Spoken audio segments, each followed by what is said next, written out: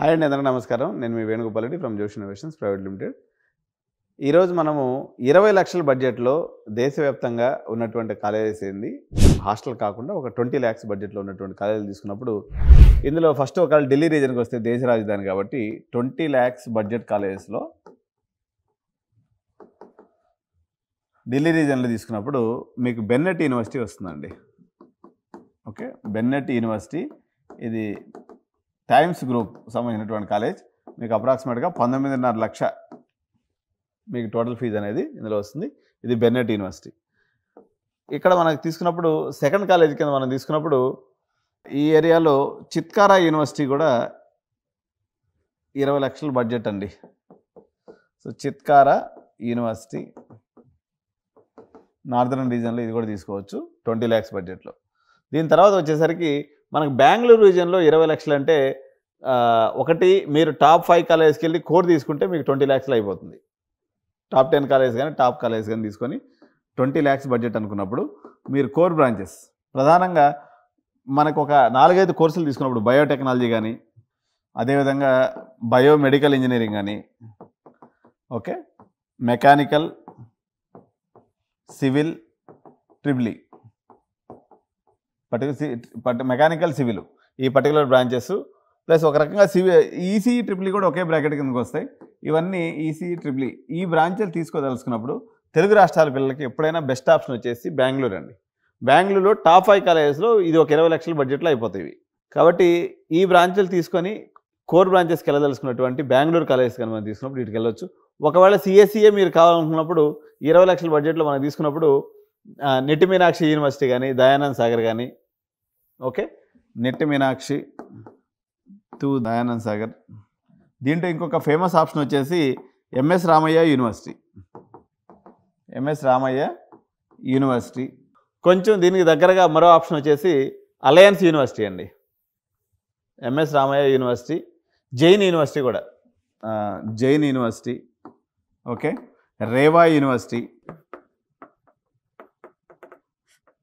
CMR university.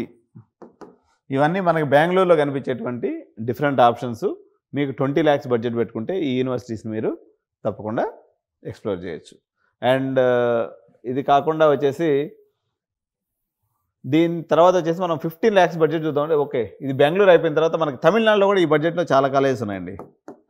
Tamil Nadu రీజన్లోకి వచ్చినప్పుడు ఈ బడ్జెట్లో మీకు ఎస్ఆర్ఎంలో కొన్ని బ్రాంచెస్ తీసుకోవచ్చు. ఎస్ఆర్ఎంలో కొన్ని బ్రాంచెస్ అంటే మీకు ఉదాహరణకి ఎలక్ట్రిక్ వెహికల్ టెక్నాలజీ, ఈ స్పెషల్ బ్రాంచెస్ అన్నట్టు. Electric vehicle technology, robotics and automation and autonomous vehicles, IoT, ఇట్లాంటి ఏదైనా మీరు నిష్ టెక్నాలజీ జోలికి పోదలుచుకుంటే ఎస్ఆర్ఎం కేటీఆర్ క్యాంపస్ తీసుకుంటే మీకు ఫీజు వచ్చేసి 275 ఉంటుంది. డొనేషన్ వచ్చేసి ఒక 2.5 to 3 lakhs depends on the subject ఉంటుంది అనమాట.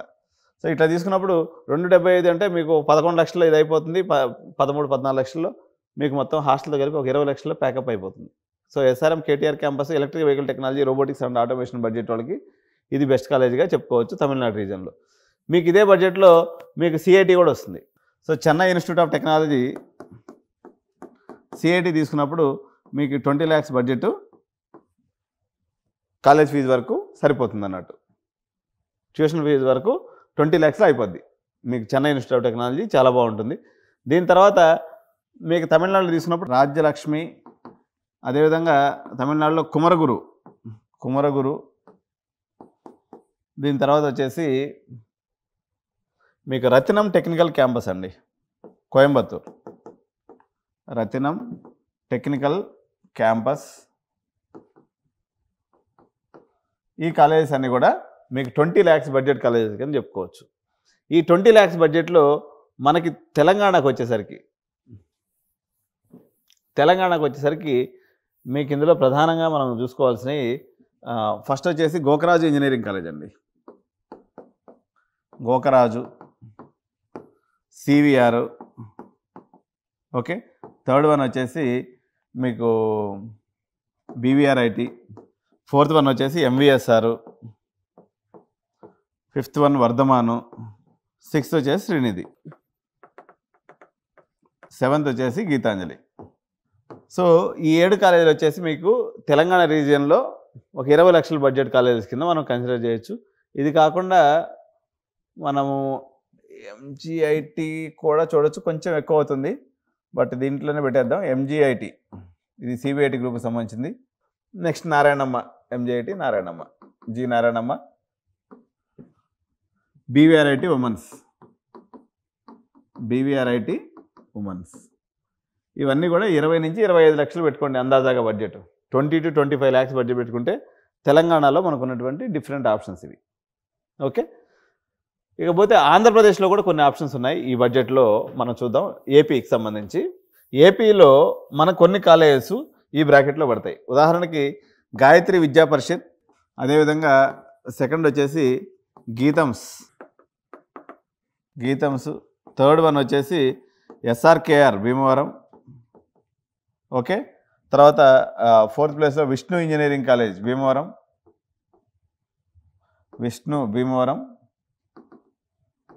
ఇవన్నీ కూడా మీకు అందాజాగా ఒక 20 లక్షల బడ్జెట్ కాలేజీలని మనం చెప్పుకోవచ్చు. సో ఇదే బ్రాకెట్లో కొంచెం కిందకి, అంటే ఒక 2 లక్షలు 3 లక్షల కిందకి అనుకున్నట్లయితే మీకు గుడ్లవెల్లేరు ఇంజనీరింగ్ కాలేజ్ కానీ, తర్వాత పిబి సిద్ధార్థ విజయవాడ, ఇవి కూడా మంచి ఆప్షన్స్ అని చెప్పొచ్చు. ఆంధ్రప్రదేశ్ రీజియన్కి సంబంధించి ఇవి గుడ్ కాలేజెస్ కింద మనం కన్సిడర్ చేయొచ్చు. సరే, ఎస్ఆర్ఎం అమృత విట్టు చెప్పలేదంటే ఇవి యాక్చువల్గా కౌన్సిలింగ్లో వచ్చిన వాళ్ళందరికీ కూడా మీకు ఆ 20 లక్షల ట్యూషన్ ఫీజు అవుతుందండి. హాస్టల్ ఫీజుతో కలుపుకొని మీకు 30 లక్షల వరకు అయ్యేటువంటి అవకాశం ఉంది. ఈ కార్పొరేట్ కాలేజెస్ అయినటువంటి అమృత అనుకోండి, ఎస్ఆర్ఎం అనుకోండి, విట్ కానీ, ఇవన్నీ కూడా ఇదే లెవెల్ కాలేజీలు. ఈవెన్ మణిపాల్ యూనివర్సిటీ అనుకోండి, ఇది కూడా బడ్జెట్ కింద వస్తుంది. కౌన్సిలింగ్లో సీట్ వస్తే మీకు ఈ బడ్జెట్లో ఉన్న కాలేజీలు ఏదైనా తీసుకున్నప్పుడు మణిపాలు, ఇది కర్ణాటక రీజియన్, అదేవిధంగా మహీంద్ర, కౌన్సిలింగ్లో సీట్ వస్తే తాపర్ కూడా ఇదే ఫీజు ఉంటుంది 20 లక్షలు. అదేవిధంగా ఎస్ఆర్ఎం విట్టు అమృత, ఇవన్నీ కూడా ట్యూషన్ ఫీజు 20 లక్షలు, 1 లక్ష అటు ఇటు ఉంటుంది, 20 లక్షల రూపాయలు. హాస్టల్ ఫీజు వచ్చేసి ఇంకొక 7-8 లక్షల రూపాయలు తీసుకుంటే 30 లక్షల రూపాయలు బడ్జెట్ కాలేజ్ కింద ఈ పాపులర్ కాలేజెస్ అన్నీ కూడా మనకి అందుబాటులో ఉన్నాయి 20 lakhs బడ్జెట్లో. ఇకపోతే 15 లక్షల బడ్జెట్ కాలేజెస్ ఏమున్నాయనేది నెక్స్ట్ వీడియోలో చూద్దాం. ఇటువంటి ఇంట్రెస్టింగ్ వీడియోస్ నేను మీకోసం కష్టపడి చేస్తున్నాను, కానీ మీరు నాకు చేయాల్సింది ఒకటి, ఓన్లీ ఛానల్ సబ్స్క్రైబ్ చేసుకోండి. ఈ యొక్క వీడియోని మీ స్నేహితులకు ఎవరికైతే ఉపయోగపడుతుందో వాళ్ళకి షేర్ చేయండి. అప్పుడు వాళ్ళు ఈజీగా డెసిషన్ మేకింగ్, ఇన్ఫర్మేటివ్ డెసిషన్ తీసుకోవడంలో ఈ యొక్క లాజిక్ అనేది వాళ్ళకి పెన్ అండ్ పేపర్ తీసుకుని వర్క్ చేసుకునేదానికి ఇది పనికి వస్తుంది. కాబట్టి తప్పనిసరిగా మీరు చేయాల్సింది జస్ట్ వీడియోని లైక్ చేయండి, షేర్ చేయండి. మీరు ఇందులో నేను చెప్పినటువంటి కాలేజీలో ఏదైనా చేరాలనుకున్నట్లయితే ఆ కాలేజీని కామెంట్ రూపంలో తెలియజేయండి.